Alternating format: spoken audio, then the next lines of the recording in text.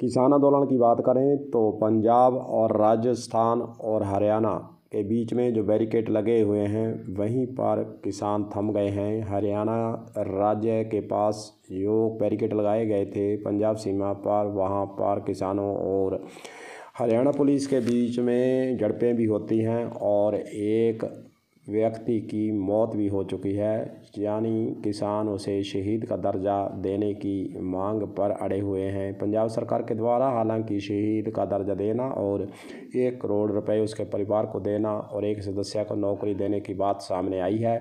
किसानों की मांग है कि पहले हरियाणा पुलिस के द्वारा जो शहादत किया जा रहा है, जो किसानों पर जोर ज़बरदस्ती की जा रही है, उन पर गोलियां बरसाई जा रही हैं, लाठियां बरसाई जा रही हैं, आंसू गैस के गोले छोड़े जा रहे हैं, उसको पहले बंद कराइए, उसके बाद फिर कोई बातचीत का रास्ता निकलेगा। हनुमानगढ़ के अंदर भी कलेक्ट्रेट पर प्रधानमंत्री मोदी का पुतला किसान संगठनों ने मिलकर यहां फूंका है और अपनी मांगों को दोहराया है। काला दिवस कल पूरे भारत के अंदर मनाने का सिलसिला किसान संगठनों ने घोषणा के तहत किया था। उसी की कड़ी में हनुमानगढ़ कलेक्ट्रेट पर पुतला फूंका गया है। वहीं दूसरी ओर अगर हम किसान संगठनों की बात करें, पंजाब और हरियाणा के बीच में जो पेच फंसा हुआ है उसकी बात करें तो किसान संगठनों के द्वारा 2 संगठन मुख्य रूप से वहां पर KMM और SKM 2 संगठन अपनी साझी लड़ाई लड़ रहे हैं। उनके द्वारा जो कहा गया है वह भी आपको हम बताना चाहेंगे। उनके द्वारा एक घोषणा की गई है कि सबसे पहले जो शहीद हुआ है किसान और जिन्होंने शहीद किया है उन पर FIR दर्ज की जाए। पंजाब सरकार और किसानों के बीच में FIR को लेकर अभी पेच फंसा हुआ है। पंजाब सरकार मान नहीं रही है, बाकी मांगे मान ली गई हैं। वहीं दूसरी ओर जो किसान संगठन वहां पर धरना लगाए बैठे हैं, उन्होंने कुछ महत्वपूर्ण घोषणाएं भी की हैं, वह भी आपको हम बताना चाहेंगे।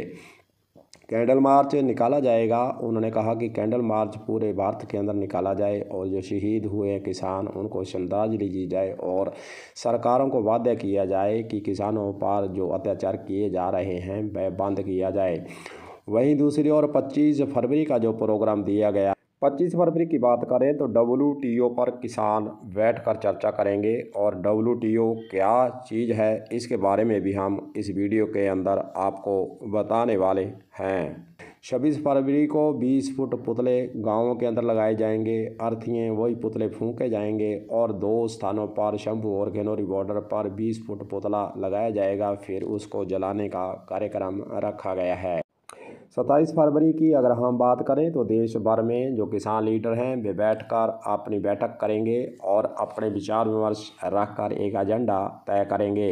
28 फरवरी को दोनों फोरम की पुनः बैठक होने जा रही है और वहीं 29 फरवरी 2024 को किसान अपनी नई रणनीति के तहत जो दिल्ली कूच का मामला हो, चाहे किसान संगठनों की मांगों की बात हो, उसको 29 फरवरी को किसान बैठेंगे और अपनी नई रणनीति बनाएंगे। अगर उससे पहले सरकार उनकी मांगों पर विचार नहीं करती है तो फिर आप ये देखेंगे कि 29 फरवरी 2024 को किसान अपनी अगली रणनीति के तहत अगली रणनीति बनाकर किसान आंदोलन को आगे बढ़ाने के लिए विचार विमर्श करने वाले हैं।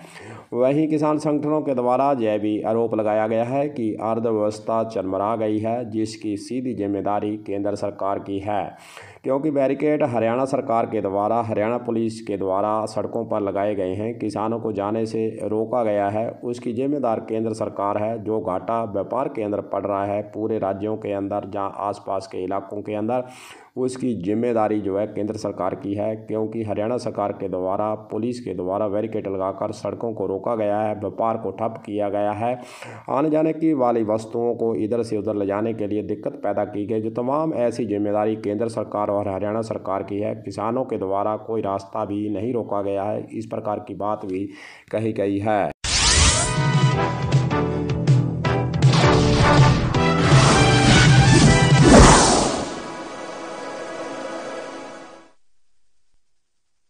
चलिए किसान भाइयों, आपको बता देते हैं कि जो WTO की बैठक होने वाली है और किसान इसका जिक्र क्यों कर रहे हैं, WTO के उद्देश्य क्या हैं, उसके बारे में भी आपको हम बताना चाहेंगे। अंतर्राष्ट्रीय व्यापार के लिए नियम निर्धारित करना और उसे लागू करना, यह WTO का उद्देश्य मुख्य रूप से है। आगे के व्यापार, उदारीकरण तथा बातचीत करना और निगरानी के लिए एक मंच प्रदान करना, यह भी WTO का मेन उद्देश्य है। तीसरी बिंदु को हम देखें तो व्यापार विवादों को हल करना, यह भी WTO का एक उद्देश्य माना गया है। चौथा अगर बिंदु देखें तो पारदर्शिता बढ़ावा और निर्णय लेने की प्रक्रिया को बढ़ावा देना भी इसका मेन उद्देश्य है। पांचवा इसका उद्देश्य है कि अन्य प्रमुख अंतर्राष्ट्रीय आर्थिक सहयोग प्रदान करना।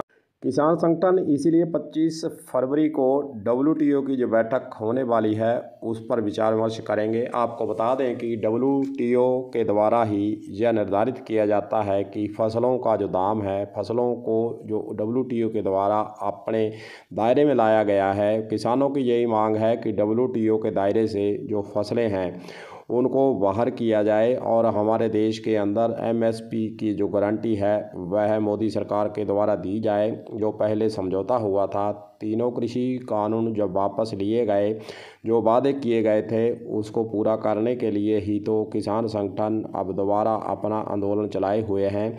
और किसानों की मांग यही है कि पहले का जो समझौता किया गया था उसको लागू किया जाए और किसानों ने जो मांगे रखी थी उस पर सरकार कानून बनाकर किसानों को लाभ देवे। इसीलिए WTO की चर्चा किसान विशेष रूप से करते नजर आ रहे हैं। अब देखना यही है कि 29 तारीख तक किसानों संगठनों के द्वारा जो प्रोग्राम अलग अलग तारीखों के अनुसार दिया गया है उसके कार्यक्रम चलाने का सिलसिला किसान कितना कर पाते हैं।